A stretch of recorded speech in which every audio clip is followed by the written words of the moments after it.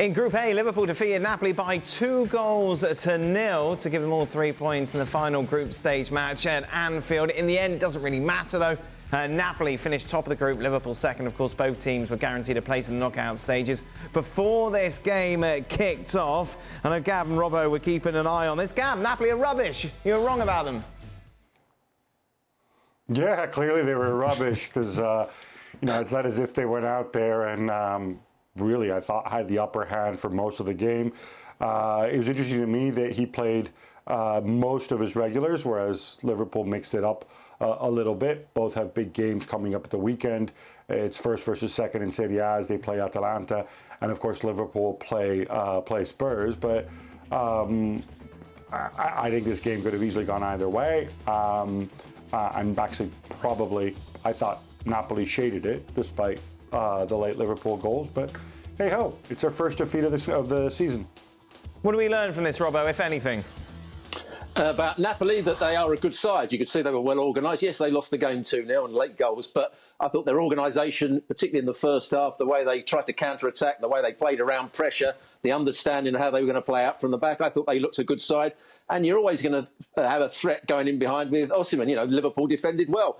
And I knew Liverpool would defend well right at the start of the game, where Fabinho commits 2 tackles and gets away with it. Milner crashes into another tackle. The referee lets him get away with it. That's what happens at Anfield. And once the referee lets Liverpool get away with challenges like that, they're going to have every chance of winning the game. It's absolutely disgusting, I think.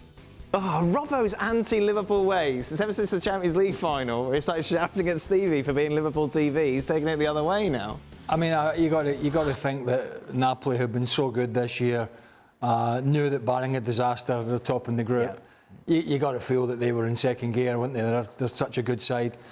Look, you and I were watching the Tottenham game because it was sort of ebbing and flowing, or not ebbing and flowing, so to speak, in the first half. So yeah, as Gab mentioned, Napoli have got their eye on a huge game at the weekend.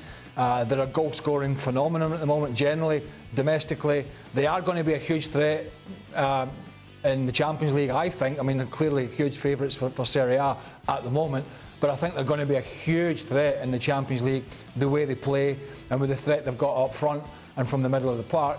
And for Liverpool, I mean, how many times are we going to sit here this year and say, is this the kickstart to their season? Right. Who knows? We thought it would have been. Wow, look at the bookings. Liverpool 15-2, Napoli are 14-1.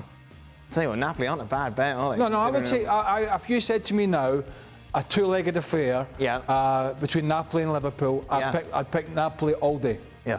All day, over 180 minutes. Oh, I think that's fair enough as well. Real Madrid 11-1 looked very generous as well indeed. Gab, the priority for Napoli obviously is domestically, that domestic title that is so much heralded this season though, yeah? I don't know that they're really thinking in terms of priority. I mean, the priority for financial reasons, of course, was to get out of this group. They've done that.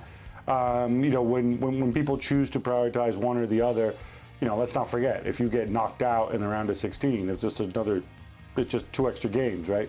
I think like most clubs, they don't quite know how to prepare. They don't know what's coming up because we have this big, massive stop in the middle of the season we like to call the World Cup.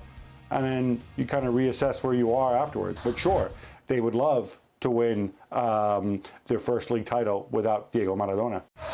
Thanks so much for watching ESPN on YouTube. And for more sports highlights and analysis, be sure to download the ESPN app. And for premium content and live streaming, subscribe to ESPN Plus.